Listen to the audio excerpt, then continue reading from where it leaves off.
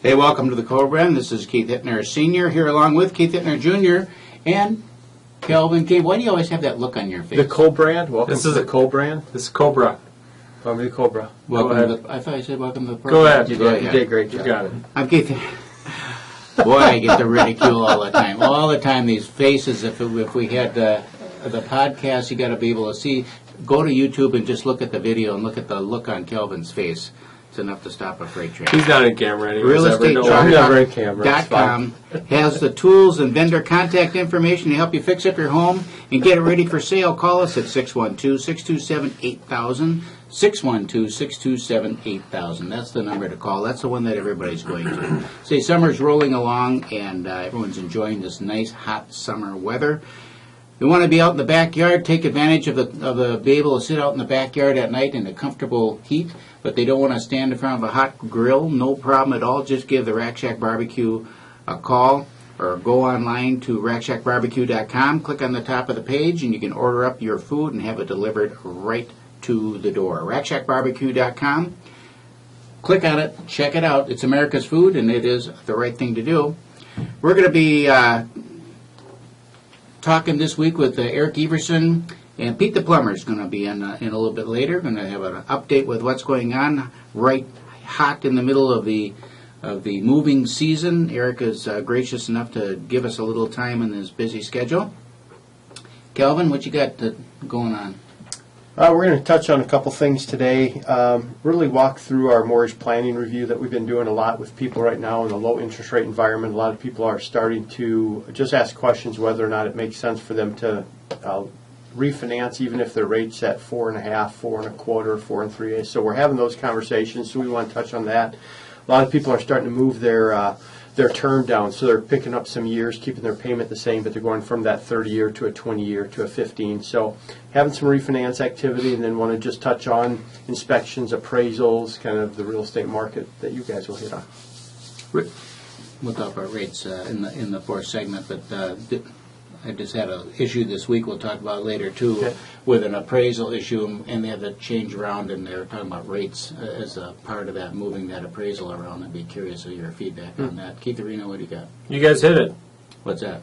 Appraisals? Well, yeah, you talked about it. Appraisals. So we're going to spend some time on appraisals. We both had some issues, so we're going to talk about some issues that we're experiencing on the front lines, things out there in hot and heavy in the real estate market as we crank through one of the busiest times of year. So It's kind of like it's Black Friday, right, in our business right now. So we're just closing up everything. We're super busy, which is good. Applications seem to be down a little bit, but now it seems like we're getting good buyer activity again. We've got a lot of listings coming up and going in. For the fall market, kind of the... It's like the second wave now, or third wave, I guess, depending on how you want to look at it. Fourth wave. But we've got listings come on this week in Columbia Heights. We're got listings in South St. Paul, in Eagan, in Richfield. I mean, just kind of all over, spattering a nice assortment of homes coming on the market. Nice. Tell me about your week. I know you were glued to the TV this week watching the Republican National Convention. did you get to watch it at all? Watched every bit of it, and I Yeah. watched it on C-SPAN, too, because I didn't want... when you're on all the other networks, they've always got to interject with all their blah, blah, blah analysis, trying to tell you what the speaker is saying, and they don't shut up enough to let you hear what the speaker is saying. So I go to C-SPAN, and I just listen to it cover to cover. Wow. So, And, well, I thought it was pretty darn good. Some, like always, you've got some people on there that you wonder why they're up there and aren't really that exciting or interesting to listen to. But all in all, I thought it was a pretty good group of people, and I enjoyed listening to everything that they had to say. Trump's kids are amazing. I mean, they're really. They remind you of your own children. They do. They really do. They really do. Like, boy, I did that. So. Did a good job. what did you think? What did you think of Trump's acceptance speech? It was pretty long. It was long, the longest one in forever. But it didn't seem long to me because I like him. Yep. And he hit on all the major points. I thought it was pretty would appeal to a broad spectrum of people. I think it's moving from he's a middle of the road guy. He's a middle America guy. So he's going to catch a lot of independents with his rhetoric, and I think he's going to pull a lot of Bernie people over with what he's talking about. he hit mainly nothing much new in it, but he did do a really good job of outlining what his agenda would be. Some little biographical information that was interesting. You don't realize what a successful life the guy's had. Since he was in school. Right. Even he was an overachiever in school. Yeah. And I thought it was interesting. He's a good guy for the job. And what his daughter said in introducing him is, you want the chief executive to run the largest economy in the world. Mm-hmm. That's exactly right. I like that she said too. She said, I'm not really Republican, Democrat. I just kind of the issues that are important. Just went down. I think she really appealed to that millennial group that doesn't claim I'm just right or left. Right. I'm just I look at the person. See what makes sense. Yep. So I thought she did a great job. I was really impressed with what he did. I thought it's probably the first time a lot of people have actually paid attention, unlike us that enjoy watching that. So I think that's probably why he took a longer time to really lay out all the pieces and again, prosecute a case a little bit against Hillary, and that was good. I thought he did a fantastic job. You didn't listen to it, did you, Keith? I watched the whole thing front to back, actually. Calvin and I were talking before the show, and I had just gotten my kids down to bed, so I was surprised that I got to be able to see it. I wanted to see it. I wanted to see Ivanka introduce her father, and I wanted to see Trump talk on stage. I didn't know he was going to talk that long, but like you said, Senior, didn't seem that long to me because I listened intently the whole time. I wanted to hear what he had to say. I haven't been a Trump supporter from the beginning, but he's our guy. He's the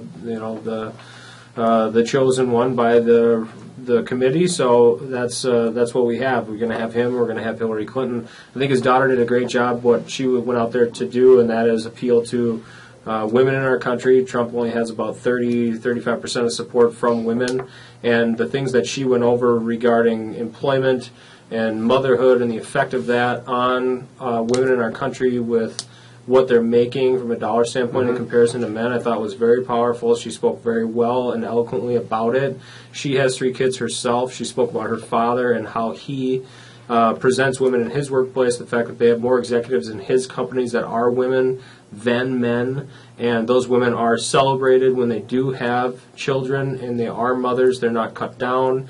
In our country, I guess the statistics are something like 73 cents on the dollar is what a working mother makes compared to a man, and like $93 or 93 cents on the dollar an unwed, single, no children woman makes. So there's a lot to be said about women that have kids and they are professionals. Like my wife, we have 3 children. My wife's a partner at a big law firm in Minneapolis, and so this is a very important piece for her and for, I know, a lot of other women in the country. The good news with what Trump has with women is that Hillary has far less support of men in the country than Trump has less support of women. So more women like Trump than more men like Hillary. So that's something to be said about that. And I think that's a good point, and I think one thing that you're going to hear going forward is with Hillary's foundation and with the Clinton Foundation, women there make less than a man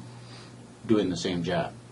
And that's that point has been made before, and now here you've got Trump, who now has more women, and they make the same amount of money. Yeah. And he actually you go forget about what people say, what their rhetoric is. What do you do in your real life? You go back to real life. What are you doing, Clintons? With women? Oh, okay, not so good. What is Trump doing? Great. So that's how I feel about Ivanka and what she had to put forth. And but Trump, I thought I watched it on CNN. It's the only option I have. Because I do Sling TV, there's no Fox News. So I am really missing Fox News right now because the response was one of doom and gloom and very down in the dumps type of a speech.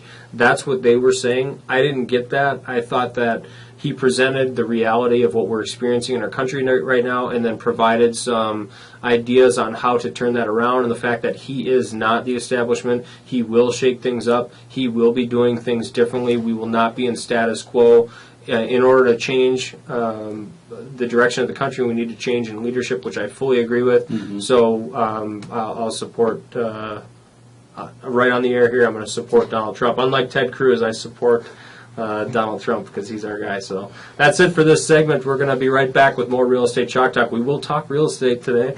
This is Real Estate Chalk Talk, realestalechalktalk.com. Give us a call, 612-627-8000, 612-627-8000. We'll be right back.